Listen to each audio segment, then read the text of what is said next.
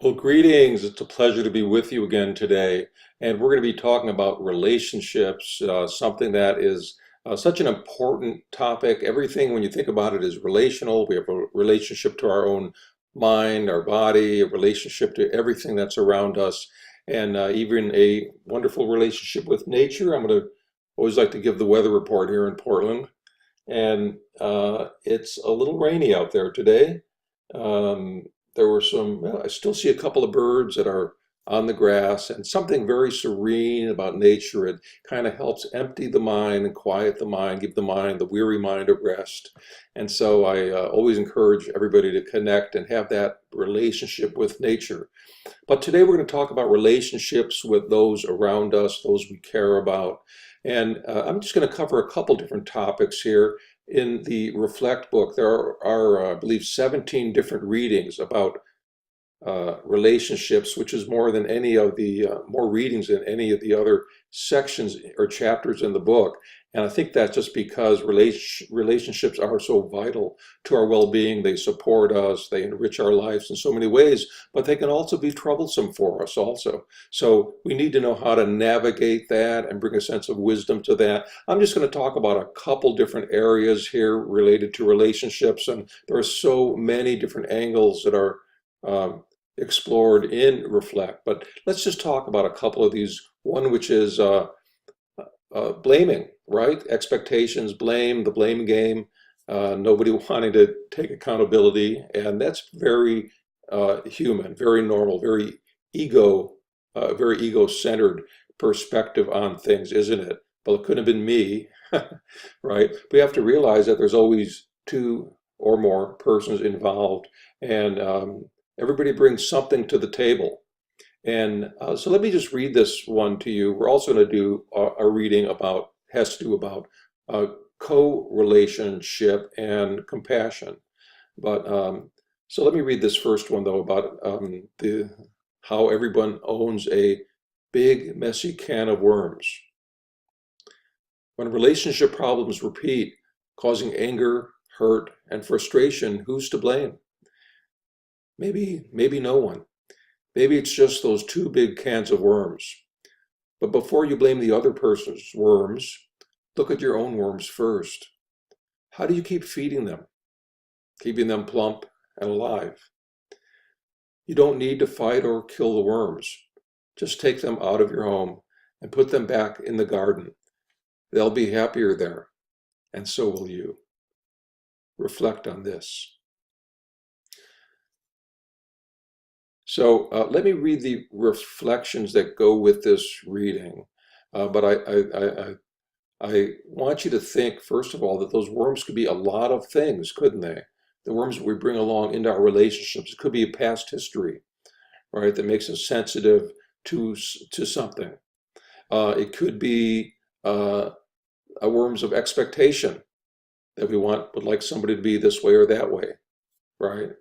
It could be the worms of our own identity that needs to be fed in a certain way, needs to be met or seen in a certain way. So those worms can be a whole lot of things that we bring to the table. And the other person, they often don't know about our worms, right?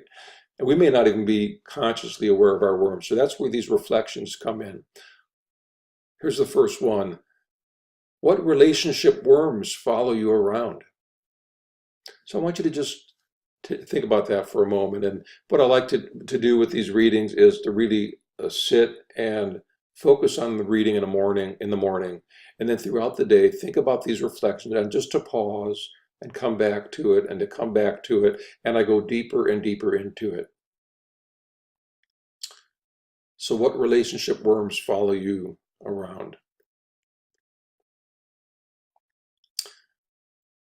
How can you move forward and still honor your past worms? We're not asking you to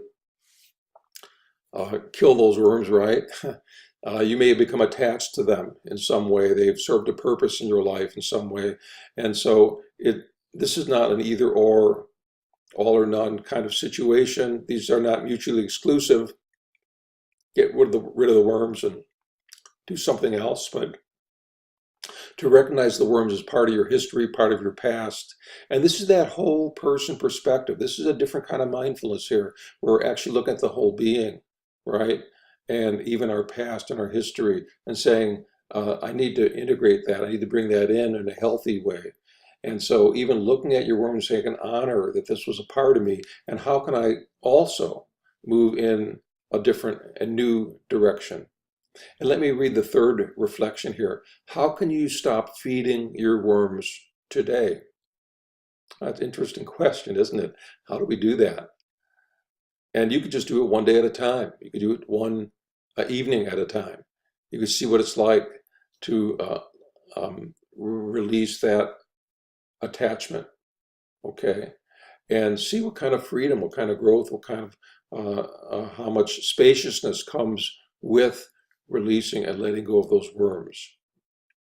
And you might notice how you feed them also, right? If you're going to stop feeding them, you need to know, how am I keeping them around? Okay. And maybe this is something that you could even explore with your partner, because even your partner has worms, right? Hard to avoid them. So let's go to the second idea here, which is about compassion. And let me move to that reading here.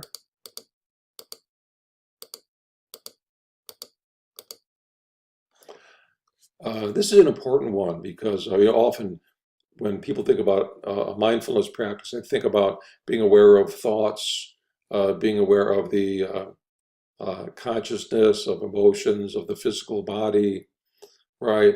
And those are all important parts of being present and awareness. But we also need to recognize how we coexist with others, how we co-create the moment with those around us and those in our environment, and an awareness of that, and how to cultivate compassion and kindness with others is essential to reducing suffering and growing together, awakening together. So let me read this one for you. We link, therefore we co-are. That's C-O-hyphen-A-R-E. The universe is co-creational and co-creational. To deeply gaze into someone's eyes is to look back at yourself. In the mirror of reciprocal recognition, you perceive and behold the other, instantly and simultaneously, neurons interwoven across space. That means when you hurt another, you inevitably harm yourself. Reflect on this. And so to reflect on this is to go very deeply into recognition of how we are very, at the basic level, very connected to others.